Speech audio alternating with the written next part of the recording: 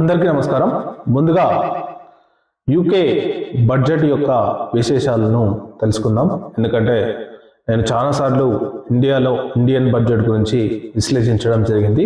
కానీ మొట్టమొదటిసారిగా ఒక విదేశీ అంటే దట్టు ఒక స్ట్రాంగ్ నేషన్గా ఉన్న యునైటెడ్ కింగ్డమ్ యొక్క బడ్జెట్ వివరాలు, సో ఆ దేశం టోటల్ బడ్జెట్ ఎంత, ఏ విభాగానికి ఎంత కేటాయించింది, సో దాని విశేషాల గురించి తెలుసుకునే ప్రయత్నం చేద్దాం. సో ముందుగా యూకే అనేది యునైటెడ్ కింగ్డమ్.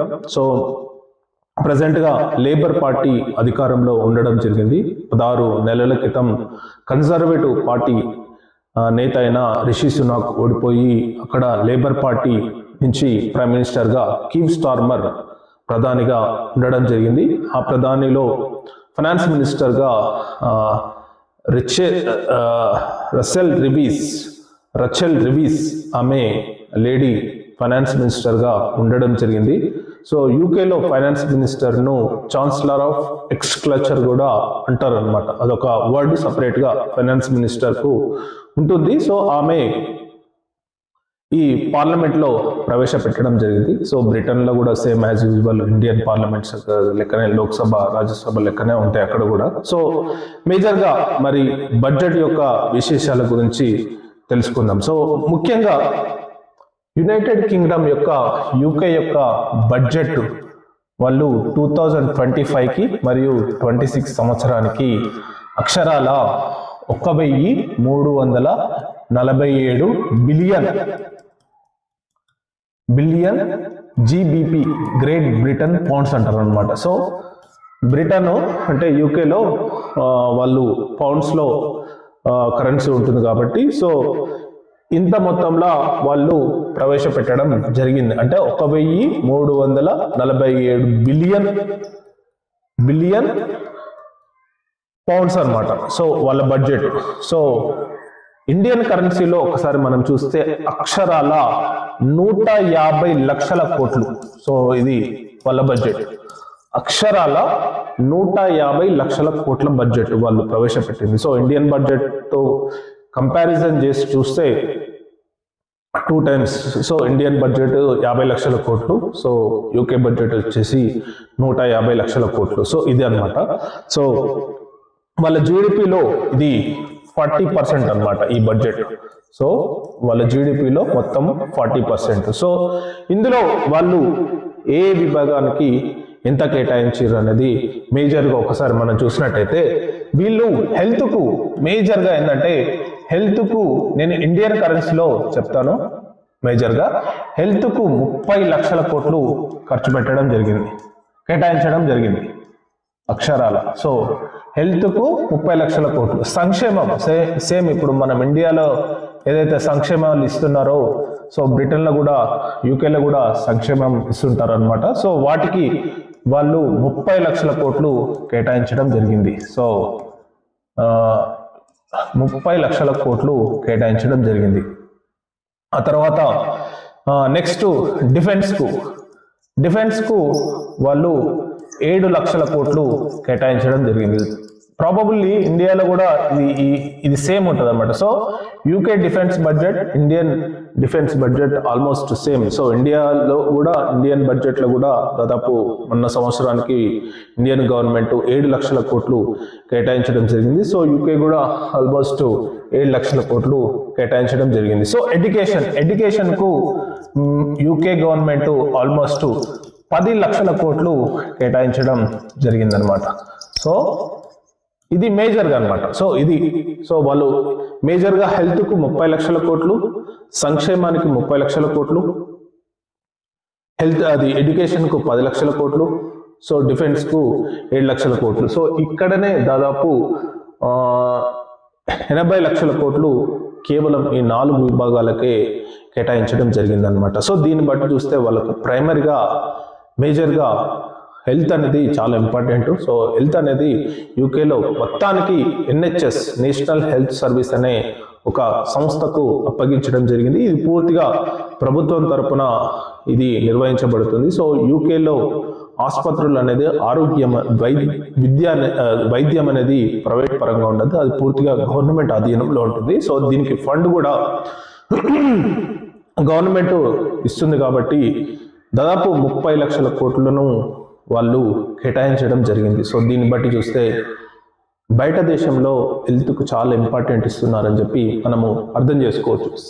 నెక్స్ట్ సంక్షేమానికి కూడా వాళ్ళు దాదాపు 30 లక్షల కోట్లు కేటాయించడం జరిగింది. మరి సంక్షేమం అంటే ఇండియాలో కూడా సంక్షేమం అనేది చాలా విపరీతంగా ఉంది. ఈ మధ్యకాలంలో తెలుగు రాష్ట్రాలలో కూడా సీఎంలు కానీ చాలా మంది సంక్షేమాన్ని ఉదారంగా ఇవ్వడం జరుగుతుంది. సో సంక్షేమానికి కూడా బ్రిటన్లో కూడా చాలా పెద్ద ఎత్తున కేటాయించడం జరిగింది. మరి ఎటువంటి వాళ్ళకు బ్రిటన్లో సంక్షేమం ఇస్తారంటే ముఖ్యంగా ఓల్డ్ ఏజ్ వాళ్ళకు కంపల్సరీగా పర్ మంత్కు ఇంత అని కంపల్సరీగా ఓల్డ్ అంటే ఒక ఏజ్ గ్రూప్ దాటిన తర్వాత వాళ్ళ సంక్షేమానికి మొత్తం గవర్నమెంట్ నుంచే వాళ్ళకు ఆదాయము వెళ్తుందన్నమాట. అంటే గవర్నమెంట్ ఖచ్చితంగా వాళ్ళకు స్పెండ్ చేస్తుంది. సో తర్వాత నిరుద్యోగ భృతి అంటే యూకేలో ఎవరికైనా ఉద్యోగం రాకపోతే యూకే స్థానికుడై ఉండి అంటే యూకే దేశస్థుడై ఉన్న అతనికి ఉద్యోగం లేకపోతే గవర్నమెంట్ నుంచి అతనికి అమౌంట్ అనేది వెళ్తుందన్నమాట. సో ఇట్లా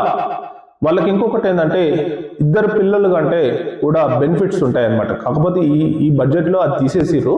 కాకపోతే ఇప్పుడు దాన్ని ముగ్గురికి చేసిరు అన్నమాట. అంటే ముగ్గురు పిల్లలకి అంతే వాళ్ళకు బెనిఫిట్స్ అనే స్కీమ్ అనేది ఉందన్నమాట. సో ఇది ఈ సంక్షేమం అనేది దీని కిందకే వస్తుంది కాబట్టి ఇది దాదాపు 30 లక్షల కోట్లు కేటాయించడం జరిగింది. మరియు డిఫెన్స్ కూడా దాదాపు 7 లక్షల కోట్లను కేటాయించడం జరిగింది. సో యూకే డిఫెన్స్ అనేది చాలా స్ట్రాంగెస్ట్ డిఫెన్స్ కంట్రీగా మనం చెప్తుంటాం అనమాట. Next education. సో ఎడ్యుకేషన్ కూడా వాళ్ళు దాదాపు 10 లక్షల కోట్లను కేటాయించడం జరిగింది. సో ఇది మేజర్గా వాళ్లకు ఏదైతే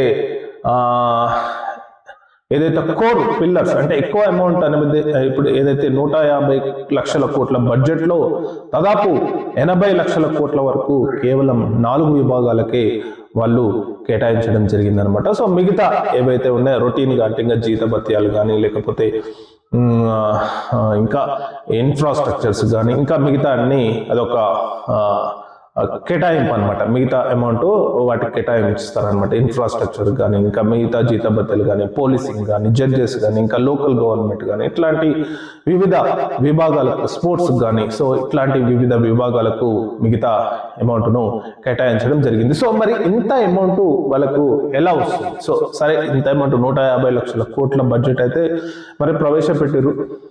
మరి యూకే అనేది మరి దేని ద్వారా ఆదాయం వస్తుందంటే మేజర్గా అక్కడ ఆదాయం వచ్చేది కేవలం మనుషుల ద్వారానే. సో వాళ్ళకు మనుషులు సంపాదించే సంపాదన నుంచి ట్యాక్స్ తీసుకోవడం వల్లనే యూకేకు ఆదాయం. కానీ అక్కడ వ్యవసాయం అనేది ఎక్కువగా పండదు, వ్యవసాయ ఆధారిత దేశం కాదు. సో ఒక పారిశ్రామిక దేశం అంటే పారిశ్రామికంగా చాలా అభివృద్ధి చెందిన దేశం. సో ప్రతి దాని మీద ట్యాక్స్ అనేది విపరీతంగా కలెక్ట్ చేస్తుంది అన్నమాట. సో ఆ కలెక్ట్ చేయడం వల్లనే ఇంత అమౌంట్ వాళ్ళకు గ్యాదర్ కావడం జరుగుతుంది. అంటే దాదాపు 1347 బిలియన్ పౌండ్స్లో వాళ్ళు దాదాపు 1000 బిలియన్ పౌండ్స్ అనేది కేవలం టాక్సేషన్ ద్వారానే వాళ్ళు కలెక్ట్ చేస్తామని చెప్పి ఈ బడ్జెట్లో చెప్పడం జరిగింది. సో అందులో దాదాపు 150 బిలియన్ పౌండ్స్ అనేది వాళ్ళు రుణంగా తీసుకోవడం జరుగుతుంది. అంటే దాదాపు ఒక 10 లక్షల కోట్లు ఈ సంవత్సరానికి వాళ్ళు అప్పుగా చేయనున్నట్టు వాళ్ళు ఇందులో ఈ బడ్జెట్లో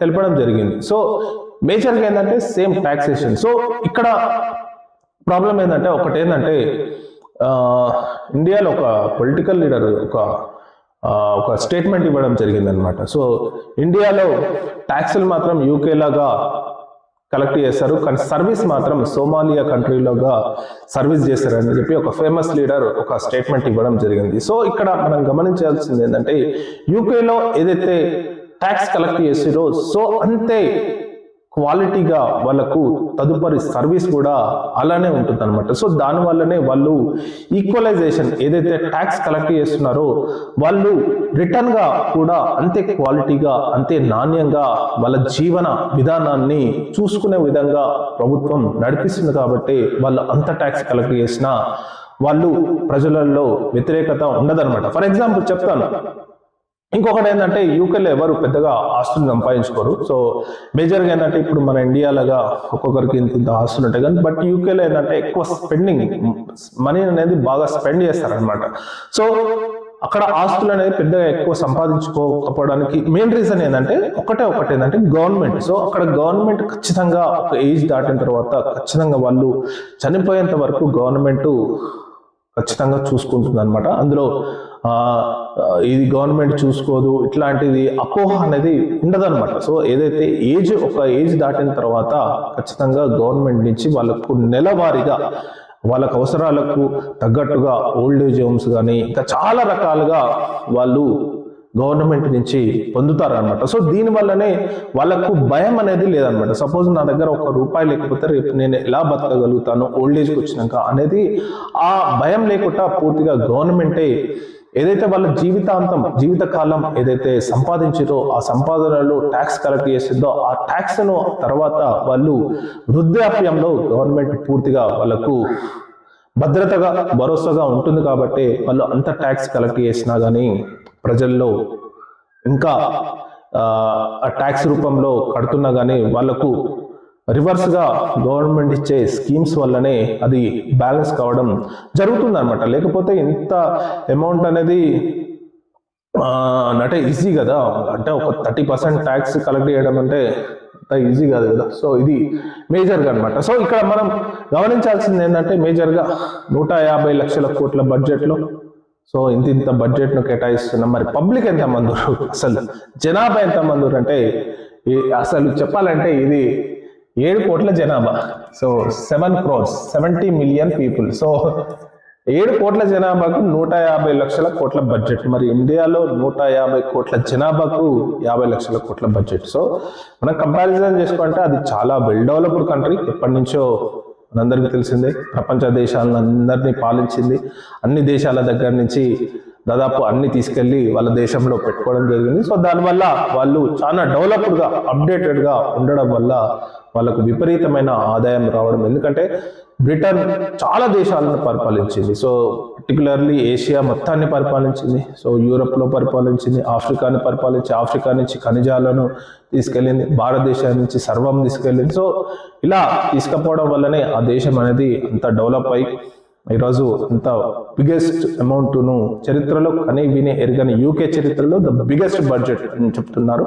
సో అంత బడ్జెట్ను వాళ్ళు తీసుకోవడం జరిగిందనమాట. సో మొత్తం మీద వాళ్ళు ఒకటి ఏంటంటే అయినా సరే ఇంత బడ్జెట్ ఉన్నా కానీ అక్కడ రెసిషన్ ఉందని చెప్పి అంటుంటారు. సో చాలా మంది ఏంటంటే ట్యాక్సీని ఇంకా పెంచారు అనమాట. ఈ బడ్జెట్ లో వాళ్ళు ట్యాక్స్ని ఇంకా పెంచడం జరిగింది. సో 2 million హోమ్ అంటే హౌసెస్ ఎక్కువగా ఉన్న వాళ్ళకు ప్రాపర్టీ ట్యాక్స్ని పెంచడం జరిగింది. సో మళ్ళీ ఇంకోటి ఏంటంటే 2 చైల్డ్ బెనిఫిట్స్ ను తీసివేయడం జరిగింది. సో వాళ్ళది ఏం చెప్పారంటే జీవన వ్యయాన్ని ఇంకా ఏదైతే లావిష్ లైఫ్ ప్రెసెంట్ గా యూకేలో ఉందో దాన్ని ఇంకా తగ్గించుకోవాలని చెప్పి ఈ బడ్జెట్ లో వాళ్ళైతే క్లియర్ కట్ గా అనౌన్స్మెంట్ చేయడం జరిగింది అనమాట. సో ఇది యూకే యొక్క బడ్జెట్ అనమాట. సో మనం జనరల్ గా మనకు అనిపిస్తుంది అనమాట, అరే మనకు భారతదేశం 50 లక్షల కోట్లు అంటే ఇంత చాలా పెద్ద బడ్జెటే అని అనుకున్నాం. కానీ వేరే దేశాలతో పోలిస్తే ఇంకా పెరగాల్సిన అవసరం ఉంది. సో